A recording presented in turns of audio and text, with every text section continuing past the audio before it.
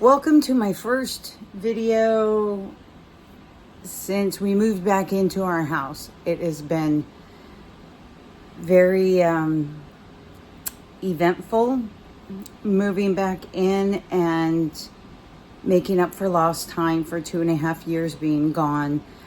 I will eventually find all of my camera gear and my tripod and, lights, things like that, to properly do some videos.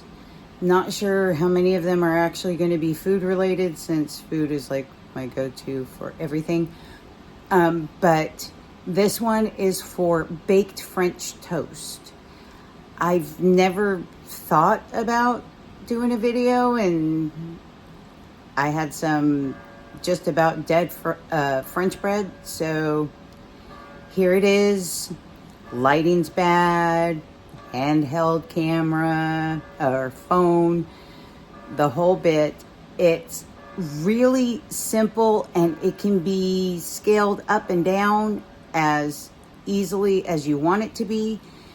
You take any bread that is not too savory, like I did rosemary and Kalamata olive once, and that was just flippin' nasty. But you take your bread, you slice it at least a minimum of an inch, sorry. You let it completely dry out. So it may take a day, it may take 2 days, depends on your humidity and all of that.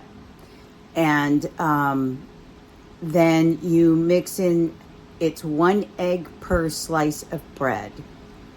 And then everything else is optional. You can add water to help the eggs to absorb better. You can add milk. You can add, almond milk if that's your jam. It's not mine.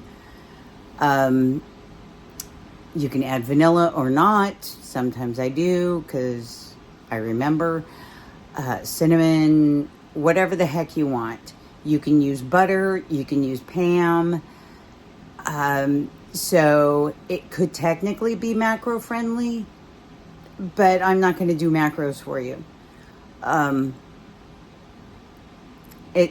You can use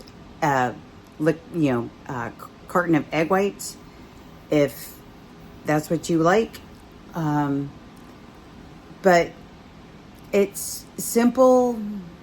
You do it, follow the procedure. It's really easy. I wasn't too verbally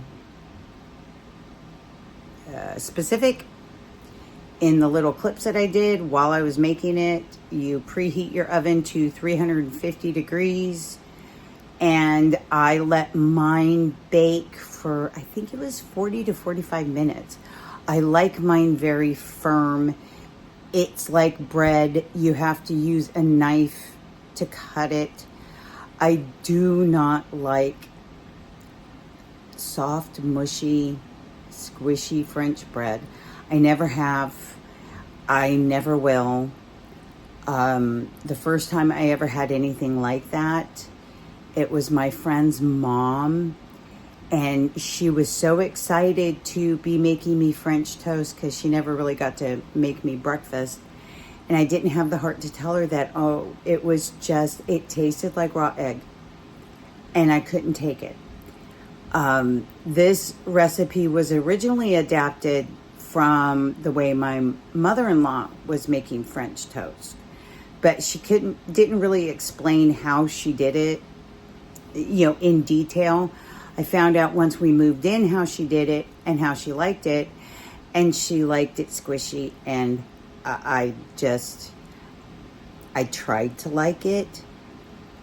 And I just don't like it. I think the long bake time is what makes it more firm, instead of, she would fry hers on the stovetop in a skillet. And I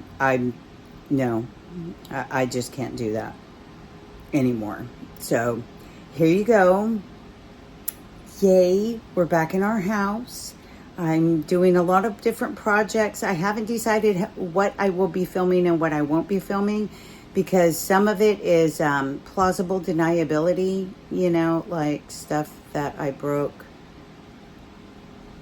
that I need to fix, and I don't know if I should tell the world about that in case we ever decide to move, you know.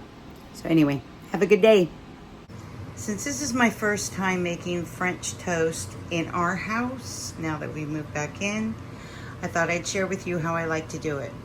You take any bread, like French bread or whatever, sourdough works really well. I wouldn't do anything savory like rosemary, Kalamata olive, because that was pretty gross when I tried that.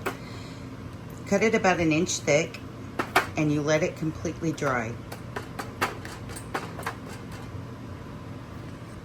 Then you grease whatever pan you're going to bake. These are baked.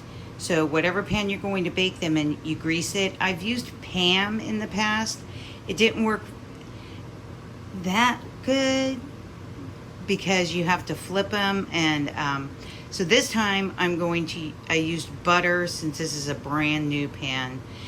And then I cracked in my go-to formula is 1 egg per slice of bread. So there are a little over 12 here, so I did 13 eggs, a glug of milk or half and half or cream or whatever you want to use, a splash of vanilla and a little bit of cinnamon, and then you pour this over this, and I'm going to do that without recording because I'm not that talented with one hand. Try to pour it as evenly as possible over the bread. And then once you do this, I haven't done it yet because I don't want to get my fingers dirty yet. Lift up the bread, make sure that there's some egg underneath it. Cover this, put it in the fridge. In a few hours, pull it out, flip them over. By the time you get done and you're ready to bake these, all of the eggs should be absorbed into the bread and they will swell to 2 or 3 times their size. It's been about an hour, so I am flipping them. As you can tell, they're not too soft yet because I can grab them without my fingers punching through mush.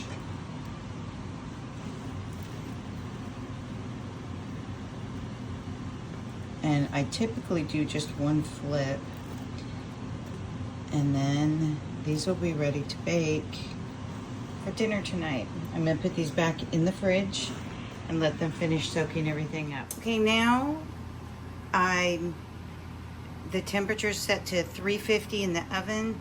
This is how it should look. Very minimal leftover. They look all nice and squishy. So now we'll bake, and then I'll tell you when I'm done how long to bake it. So after 25 minutes, this is what we have. You can go shorter, you can go longer. These, it felt like they were taking way too long to get this cooked, but I usually like them when they're more browned on top. But it depends on, you know, you can cook it as long as you want. It depends on how you like it. Here is my baked French toast.